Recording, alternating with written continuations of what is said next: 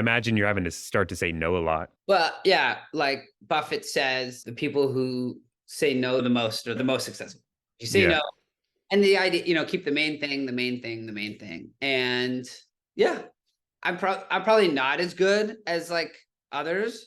I probably take too many meetings, meet with too many people. There's also this mentorship collaborative phase of medicine where like if not really like if a medical student, a resident, a fellow, or someone wants to talk to me about their career and bounce it off my ear, I probably do that too much. But like at the same time, Mm. like I kind of like doing that. Yeah. So I'd be curious about the mentorship thing. You mentioned that earlier, like how important it was to Is educate yourself and have mentors in your life. And so that's still an active thing for you. Like every I know every you say single your day. mentor.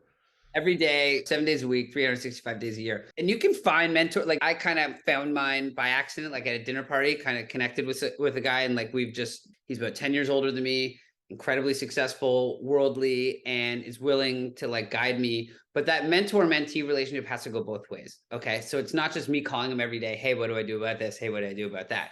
Even though he's got this he's much more successful business, there are things about the world that I can share with him, and so that there's a book back and forth. But anytime I get a proposal for something, or I'm thinking about doing something, have someone to call who's going to be brutally honest with you and help you think through that decision, because most of us have shiny object syndrome. So you need someone to smack you down a little bit, and you need multiple people. Like, and if you don't have like talk to your accountant, like you could use your accountant and a good lawyer, or find your local YPO or business entrepreneurship. Go find people, but you better find smart people who you can ask questions to. Otherwise, you're on your own. And like, I don't care who you are, no one knows what to do.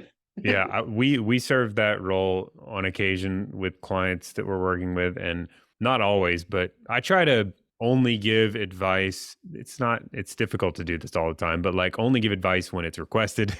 And so on occasion, like clients will bring decisions to the table and solicit input. And I think that's fantastic. And we encourage it because it's just a second set of eyes. And we're like, get more opinions. It You doesn't don't hurt always to have get, to do what they say, but a lot of times no. it helps clarify the decision algorithm. Right. And we typically, so I'm the third party, that's looking at it. I have more objectivity, but like typically it's kind of an emotional mess. Like they're not quite seeing it. Yeah. Uh, Yeah. You have some like just the other day, I remember I was looking at it like a space for expansion, and like someone, I think whichever broker sent me like a proposal, and I like forwarded it to my like it meant, and he's like, I'm not even opening this location. Like, you're not going to this location. This is stupid.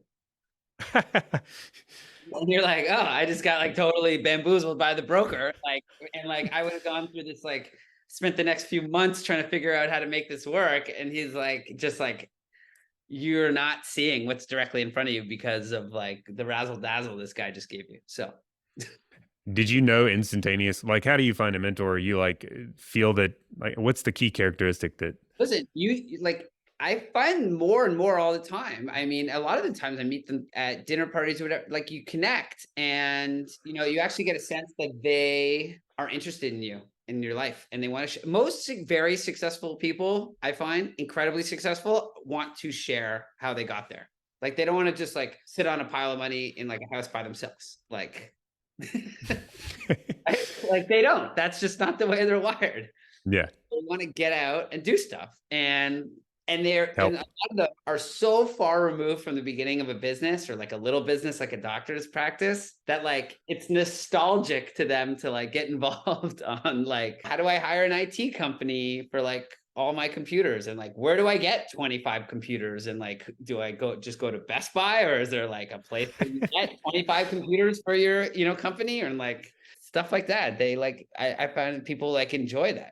Yeah, there's a lot of questions that come with entrepreneurship, and you can Google things, but like you got to, I mean, you can't it's so valuable to have people in your life. Surgical mentors too. Like I know that like Dr. X, Y, or Z has an amazing operating room. Hey, where'd you get the surface? Call them up. Hey, how'd you get the surfaces that you got in the operating room? They're like, oh, we found this really cool company in North Carolina. Let me send you the guy's contacts. You got to just keep asking questions. You don't want to be, going through the world blind. I think people that can speak truth is a big thing. I mean, most successful people I think would have had to have a more likely chance of being people that are truthful and speak honest or direct. But I think I that's a big don't deal. believe I haven't met, and people may disagree with this. I haven't met a lot of very successful jerks. I mean, like very successful. Obviously, there's high paid jerks in every field. You get to this like super high echelon, like you really can't accumulate that much wealth unless like thousands of people like you and like want to be around you and like want to help and like have you guide them. Like, Mm, and you can't fake that over decades and decades and decades. Like, most incredibly successful people are incredible humans, and that's why mm. they stay on top and keep rising.